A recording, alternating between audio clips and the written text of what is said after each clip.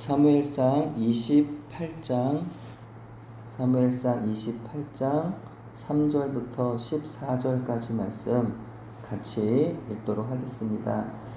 사무엘이 죽었으므로 온 이스라엘이 그를 두고 슬피 울며 그의 고향 라마에 장사하였고 사울은 신접한 자와 박수를 그 땅에서 쫓아내었더라.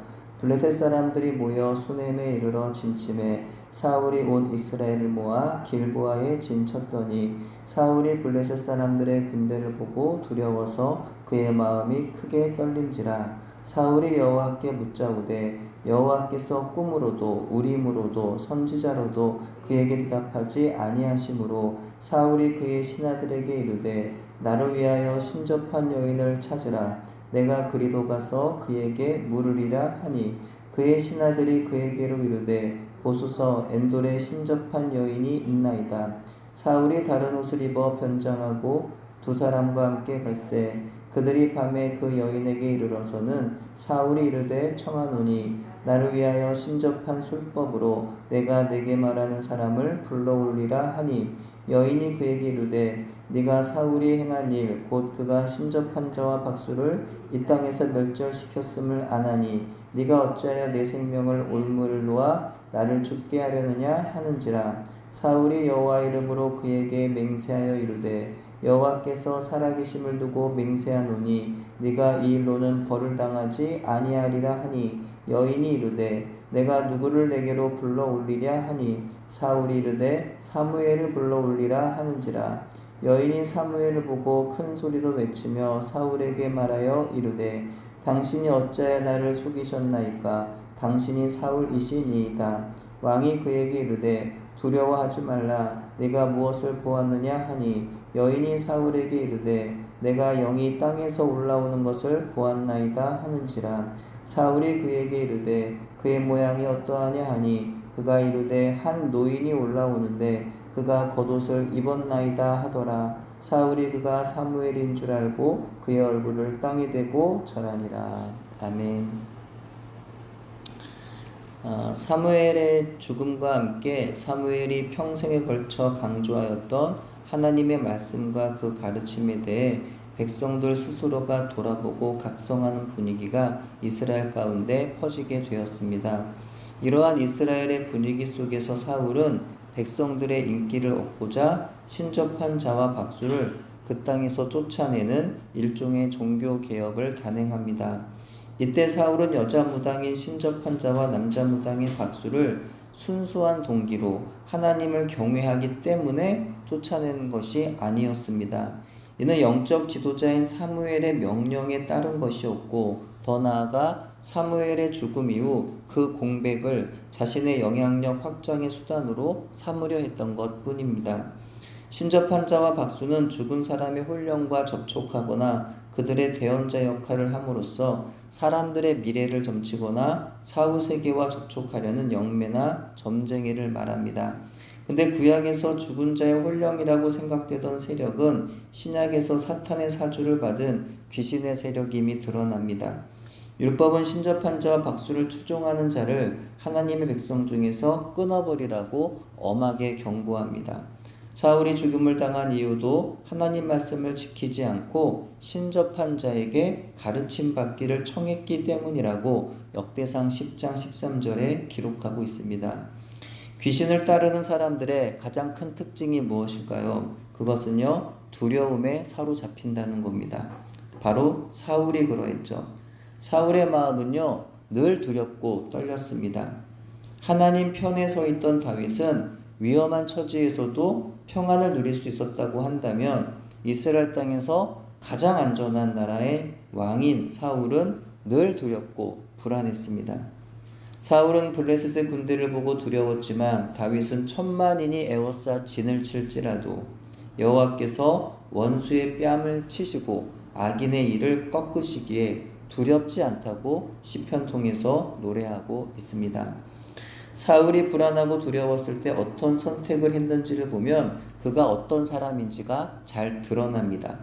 하나님의 사람이라면, 정말 믿음의 사람이라면, 정말 하나님을 경외하고 하나님을 두려워하는 사람이라고 한다면 다윗과 같이 불안과 두려움이 올 때 하나님 말씀 앞에 엎드려 하나님 약속을 붙잡고 기도해야 합니다. 그럼 하나님께서 불안과 두려움을 물리쳐 주시는 거죠. 평안도 주시고 나에게 불안과 두려움을 가져다 주는 문제를 이길 힘도 주시고 피할 길을 가르쳐 주기도 하시는 겁니다. 근데 사울은 어떻게 했나요? 그런 믿음이 없으니까 하나님을 찾을 생각을 안 하는 겁니다. 하나님을 찾아봐야 그 불안과 두려움의 문제가 해결될 것 같지가 않은 거예요. 그러니까 더 빠르다고 생각하는, 하지만 아주 헛되고 헛된 망하는 길인 그런 선택을 했던 거죠. 6절 7절입니다. 사울이 여호와께 묻자오되, 여기서 사울이 하나님께 묻는다는 것은 이 다윗이 묻는 것과는 또 차원이 다르죠. 예. 사울이 여호와께 묻자오되 여호와께서 꿈으로도 우림으로도 선지자로도 그에게 대답하지 아니하심으로 사울이 그의 신하들에게 이르되 나를 위하여 신접한 여인을 찾으라. 내가 그리로 가서 그에게 물으리라 하니 그의 신하들이 그에게 이르되 보소서 엔돌에 신접한 여인이 있나이다. 여기서 잘못 읽으면 사울이 하나님을 그토록 간절히 찾고 찾았는데 하나님께서 사울에게 응답하지를 않으신 것처럼 그렇게 여겨질 수가 있습니다. 하지만 그런 게 아니라는 거죠. 사실은 사울이 하나님을 자기 필요와 욕심을 따라서 이용하려 했기 때문입니다. 사울은 어쩌면 이미 전부터 하나님을 마치 무당들이 섬기는 귀신 취급을 해왔던 겁니다. 하나님 명령은 전혀 귀담아 듣지도 않고 따르지도 않으면서 자기가 위험하다 싶으면 살려달라고만 말하는 거죠. 하나님 그런 사울에게 말씀하실 리가 없었던 것이고요. 그러던 차에 신접한 여인이 엔돌에 있다고 하는 신하들의 말을 듣고 그는 그녀를 찾아갑니다. 예, 정신이 없는 거죠. 예, 정신이 없으니까 이런 짓을 하는 거죠. 예, 성도들 중에도 어려운 일이 닥치면 말씀의 자리, 기도의 자리를 찾지 않고 귀신 찾아가는 사람들이 있습니다. 무당을 찾아가고 점치는 사람들 있죠. 예. 하나님보다 그들이 더 빠르게 갈 길을, 살 길을 가르쳐 줄 거라고, 내 문제를 해결해 줄 거라고 믿기 때문이에요. 그게 망하는 길인지도 모르고 그러는 겁니다. 무당은 아니라 할지라도 돈 많은 사람, 권력 있는 사람, 유명한 사람을 찾아가죠. 그런 사람들은요, 정신이 없는 사람들입니다. 예. 입으로 하나님을 말하고 교회는 다니는데 그야말로 교회만 정신없이 다니는 거지 그들 안에 하나님이 안 계시는 겁니다. 이후에 벌어진 일은요 더욱더 환장할 일이죠. 아주 귀신놀이에 정신 나간 사울과 그 놀이에 멋지게 함께할 신접한 여인이 어울려서 못된 짓을 합니다. 하나님의 주권에 해당하는 영적인 세계의 일에 자기들이 관여를 하고자 합니다. 사람이 귀신을 주장할 수 있을까요? 예, 사람이 귀신을 마음대로 쫓아내거나 뭐 불러오거나 뭐 어디다 가두거나 그게 가능할까요? 예.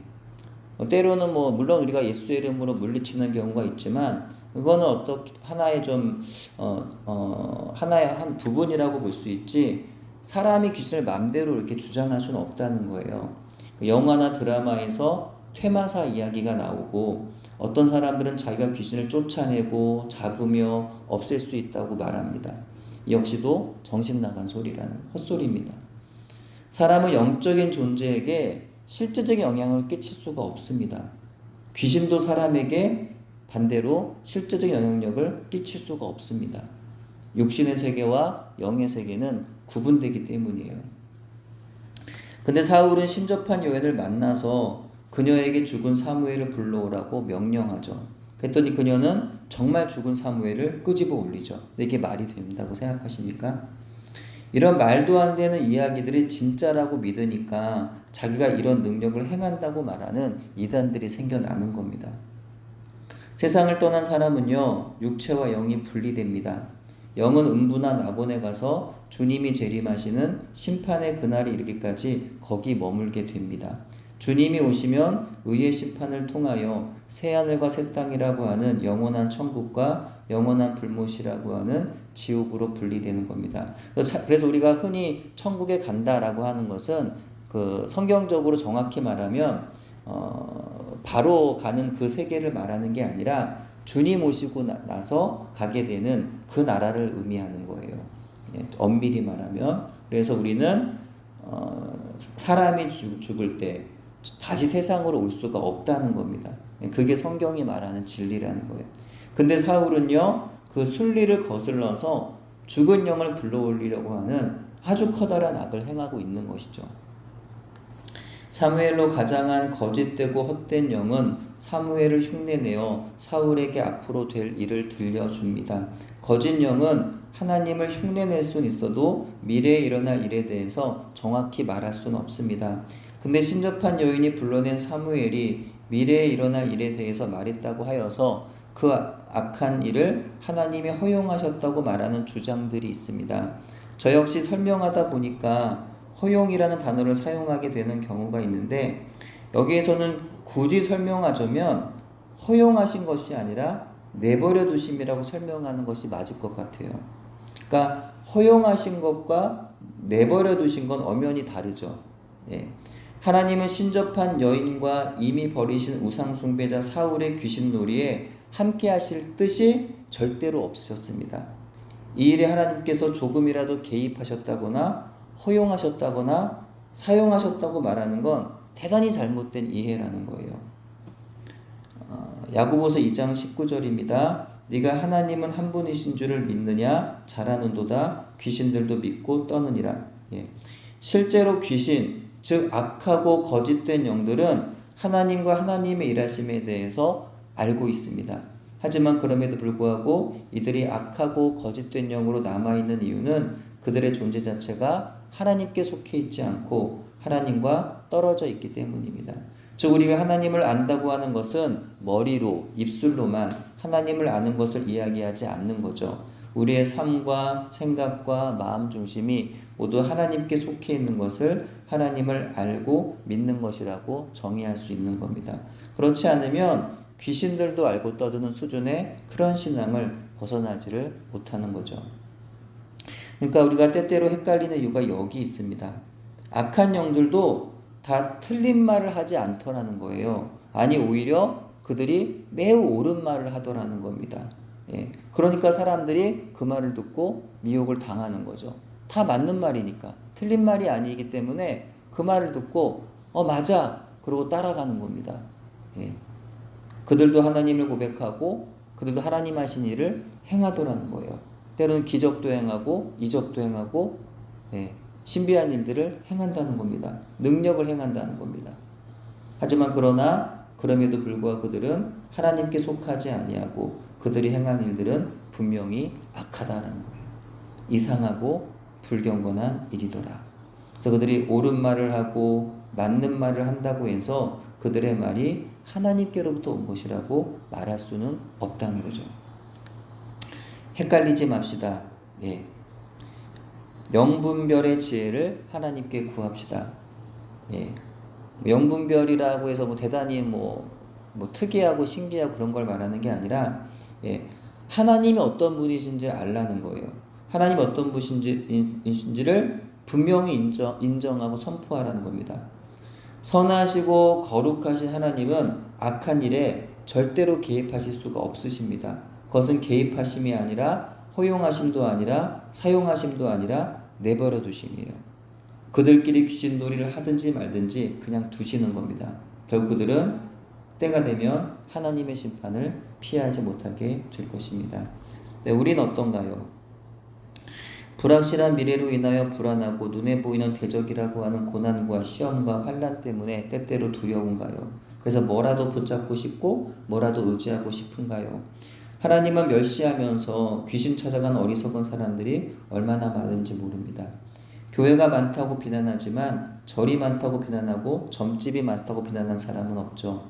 목사가 너무나 많아 이렇게 말하면 비난하는데 한국교회 안의 목사님은요 약 10만에서 14만 정도가 된다고 해요. 근데 무당은요 무려 30만에 이른다고 보고가 되고 있고, 보고되지 않은 무당까지 얘기하면 무려 80만 명에 이른다는 말도 있습니다.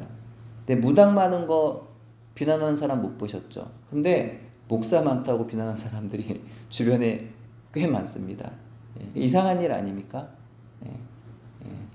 주님이 조롱당하고 교회가 멸시당하고 또 주님을 따르는 사람들이 멸시를 당하는 세상이 바로 이 세상인가 아닌가 여겨져요. 영적으로 어두운 시대에 분별의 지혜 있기를 바랍니다. 하나님의 선하시고 거룩하심을 말씀을 통해 깨닫는 저와 여러분 되기를 바랍니다. 그래야 이 세대를 본받지 말고 오직 마음을 새롭게 함으로 변화받아 하나님의 선하시고 기뻐하시고 온전하신 뜻이 무엇인지를 항상 분별할 줄 아는 저와 여러분 되기를 소원합니다. 기도합니다. 거룩하신 하나님 아버지, 오늘 사울이 보이고 있는 영적 어둠이 우리의 모습 되지 않도록 저희로 하여금 언제나 하나님의 말씀으로 깨어있게 하옵소서. 이 세대의 악한 영들의 문화와 관습을 따르지 않게 해주시고 오직 마음을 새롭게 함으로 변화를 받아 하나님의 선하시고 기뻐하시고 온전하신 뜻이 무엇인지를 항상 분별할 수 있는 지혜를 주옵소서.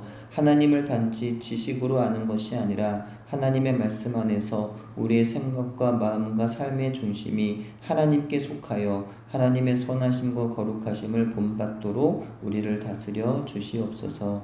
예수님의 이름으로 기도드립니다. 아멘.